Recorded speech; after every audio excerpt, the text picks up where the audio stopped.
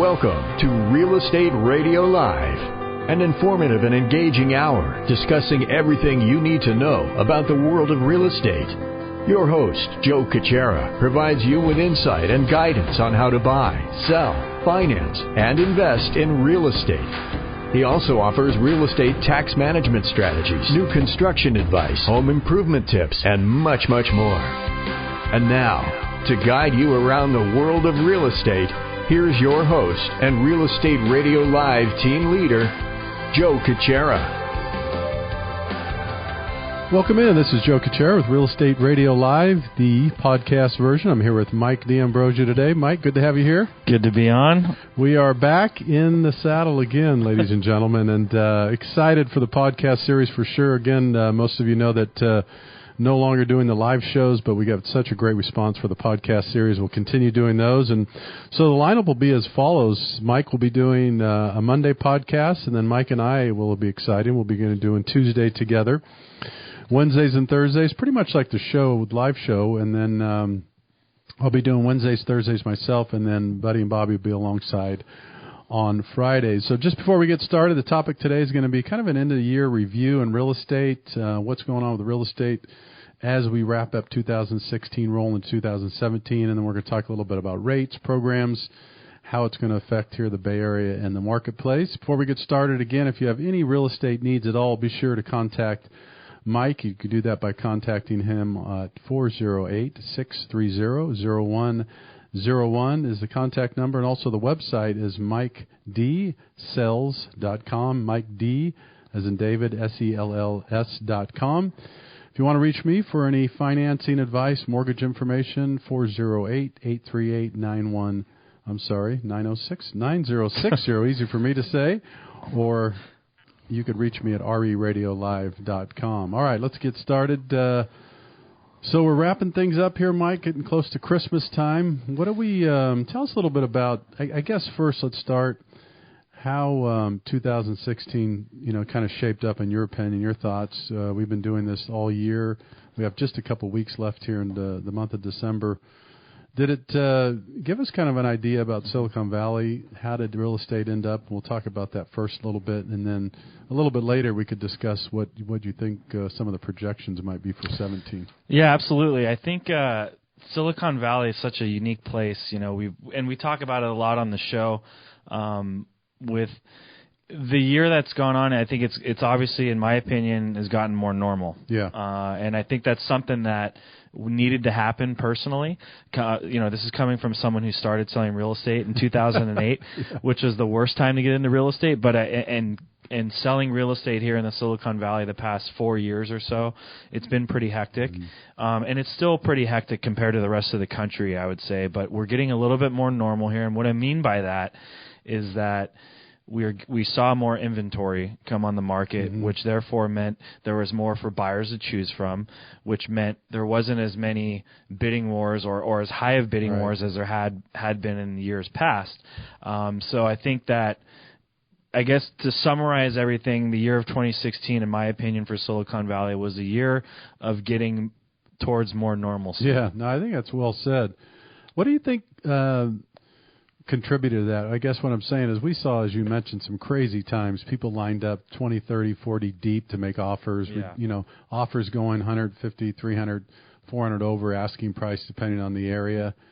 And this was even before the rates start coming up, and we'll talk about that later, Mike. But what was it? Just this steady movement north of this pattern going up? It concerned people, you think, or just getting worn out or thinking, you know what, this is crazy. I better back off a little bit. What are some of the contributing factors that's backing off and slowing down? I think you hit it right on the head with, the people just kind of getting sick of what was going on a little bit. And there's a lot of different reasons why. One of the other reasons is that a lot of people in Silicon Valley have their wealth tied to the stock market. Good point. And when the stock market goes up and down, there's actually a really great chart that Intero has. It follows the S&P 500 mm-hmm. in Silicon Valley home prices. And it's pretty amazing how much it mirrors the actual each other. It's really kind of interesting. The other factor is, is inventory went up this year. So when you have more to choose from, you're going to have less less of a bidding war.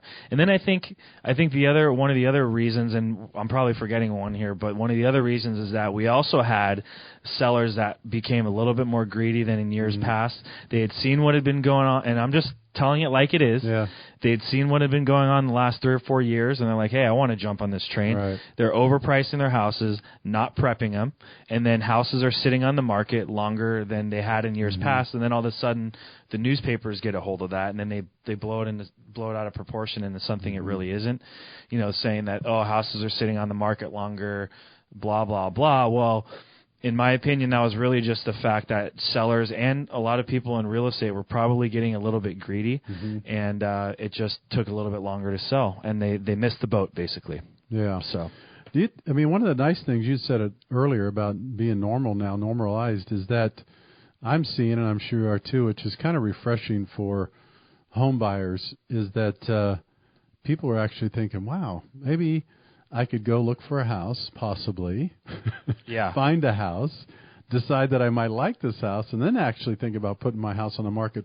So now contingent offers aren't so scarce anymore. Are you seeing more of those? Yeah, definitely seeing more of the contingent offers. There's more of an opportunity for those people, to both sell their house and move up in another house and not have as much competition. So, yeah, we definitely are seeing that for sure. On price points, Mike, is it still strong in terms of if you're a seller, if you price the home right? I'll preface that because I know some people, like you said, were taking advantage of, let's just throw some crazy number out here. Yeah. But if you have it priced right in the right area, is it still, is the price point still staying pretty strong? It is.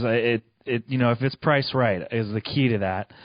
What's interesting, I'm looking at, I pulled up a couple charts, but if you look at all of Santa Clara County, which is a lot of what you and I talk about on the show, people that listen to the podcast, know we're based out of Silicon Valley, which Santa Clara County is the main county in Silicon Valley, so we look at those numbers quite often.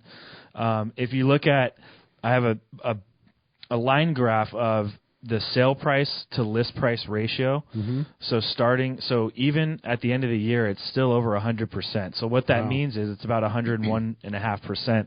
So what that means is if someone's listing their house at $1 million, it's most likely selling for slightly above the list price. Where that went throughout the year, it started at about 102%. And shot up to about almost 106% in March, April, May, and then steadily declined throughout the year. But we're still above 100% sale to list price ratio. Right. So what that means is what they listed at and what it sells at is typically at or above list price. So I think that answers your question in the sense that, values are looking pretty strong. And the other thing to look at too is days on market, how long it takes a property to sell, which in Silicon Valley is averaging a little bit around a month, probably give or take a couple of days. That varies throughout the year. Earlier on in the year, it was over a month, about 37 days. It got all the way down to 20 days in May, which is typically the height of selling season, and now we're back up to about 33 days. And then that's going to get a little bit longer as December goes on, but it's still a very short amount of time to sell a property. Got it. So what? One of the things that I love about doing this show, and we do a lot of research. I know you do, I do, and we come prepared. Obviously, we try to. There's there's not a science involved, but if you come prepared, and the reason I want to bring this up before we finish up our first segment here and take a quick break is that we've been talking about. I know we have done some joint shows. I know I certainly have individually about the last 6 or 7 months. Why it's such a great time to get out there and buy. Yeah. And later on, we'll talk a little bit about the rates and, even more reason why we've been telling people, as we are seeing this market change and really come out of this strong seller's market and maybe a normal market, as you'd mentioned, that now it provides opportunities for buyers to really have less competition and the stress of not having these. It was crazy before. I did feel bad. I know you, working with some individual clients, were like we did together, wanted something so bad, but at the same time, what if I got to sell my house, and what if it doesn't work? And we forget because we're in this business and we do it every day, but it is a gut check every once in a while to realize these are real people with real families, real concerns, it's real money, and when they make these decisions, you don't want to feel like you're forcing them into something. Never. I mean, I never want to do that, and I know you work the same way, and yeah, it was a gut check a lot, and now it depending on, and I want to preface that with depending on the price range they're in and the area they're looking at, because there are some areas that are still extremely competitive, but for the most part, it's gotten a lot better. People have more to choose from, and it's not as hectic as it had been in the past. So that's a good thing, and I think that's going to continue into 2017. God, it's weird to say 2017 already, but it's going to continue into that. And again, we live in the Silicon Valley, in this world, our own little world here, where things are, in my opinion, going to continue to stay good for quite some time. So it'll be interesting to see. Before we take our quick first break here, so what would your message be then? We'll talk more on the other side, too. What would your message be to the person that's asking you, or you picked up the phone calls, you were meeting with them today, Mike, and says, what do you think? Should I buy now? Should I get out? I'm ready, but is it a good time? I think we don't know. Well, we're going to talk about it on the other side. Rates are most likely going to go up. So, I mean, we've been saying buy now for the last few years, but really, I think this is really the time, because we know rates are going to go up. It's pretty inevitable, and they're still going to be good. I mean, it's not like it's going to be. Exactly. So, from a buying perspective, I think it's a good time, and especially even if you're listening right now, throughout the holidays is not a bad time to buy. If you're willing to make a move, now is the time, because there's still a good amount of inventory out there. It's going to start decreasing as the year goes on and into January, but there's less competition. People go in hibernation during the holidays, and so there's less competition as other buyers. There's not as much to choose from, but there's still going to be less competition, which is always a good thing. And so I would say, from a seller's perspective, again, I think it's going to be a good time to sell again in Silicon Valley for a while. So I think, either way, it's good. Very good. All right, we're going to take a quick break. We're going to come back and continue the conversation. It's Mike D'Ambrosio and I, and we're doing an end-year review of the mortgage, what's going on in the mortgage. We're going to do next segment. We just wrapped up a little bit about real estate. We'll continue to do that. If you want more information, go to reradiolive.com. We'll be back with you in just a minute. For more information on today's program, visit reradiolive.com. That's reradiolive.com.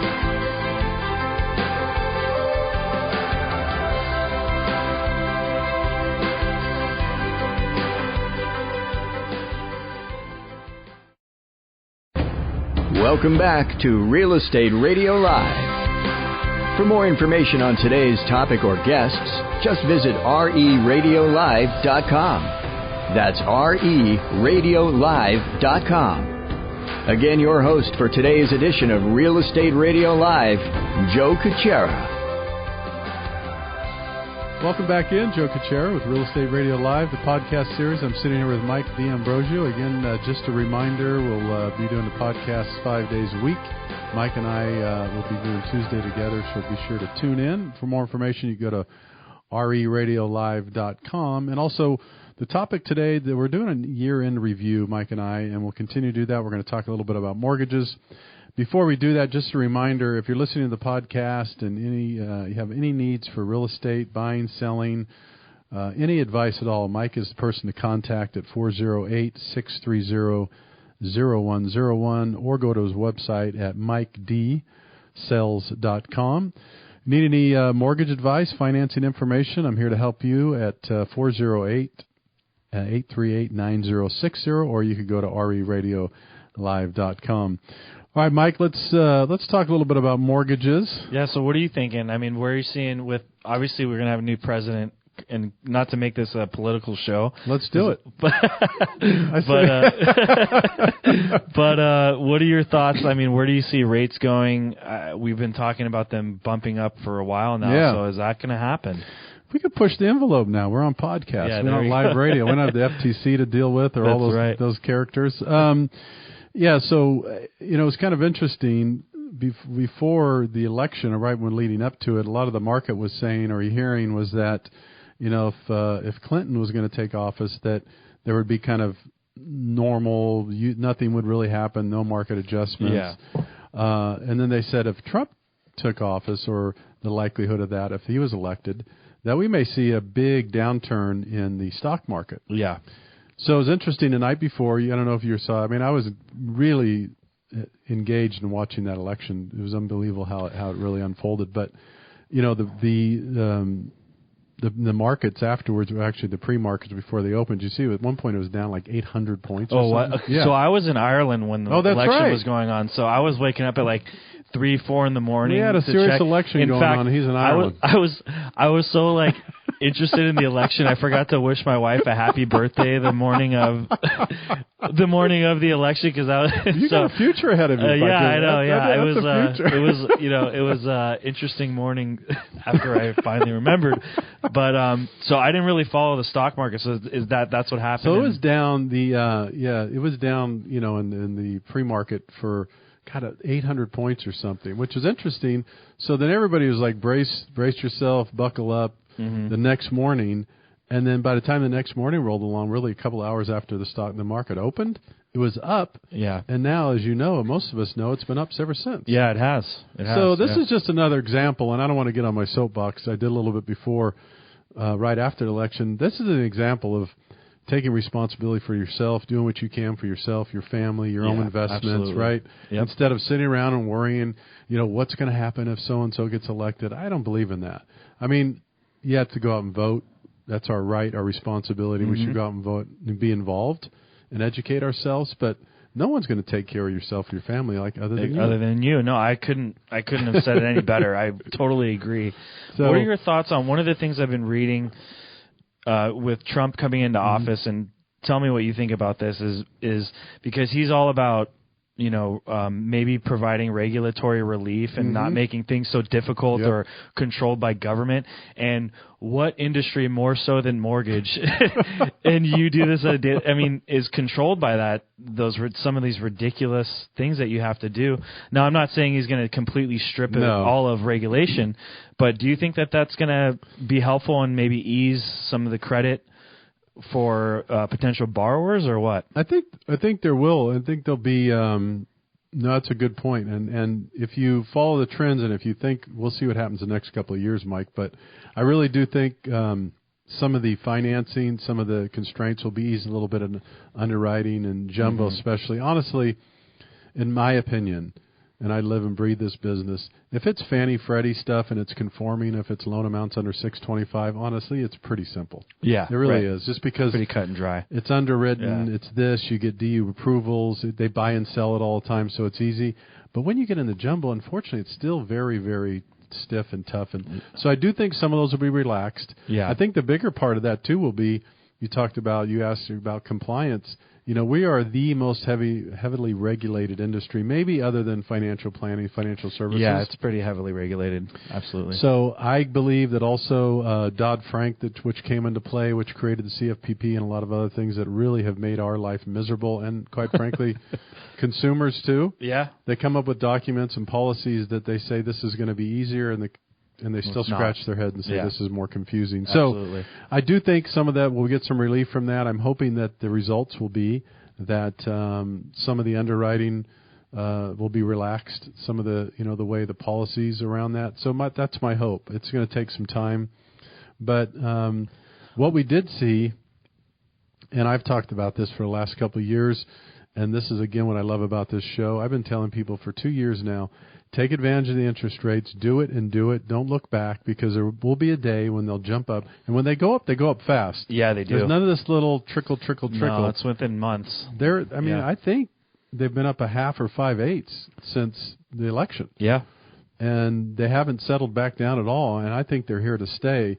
So are they going to go a little bit higher? I do think there's a chance that they'll go a little bit higher. I think we'll see what happens in the first quarter, second quarter next year.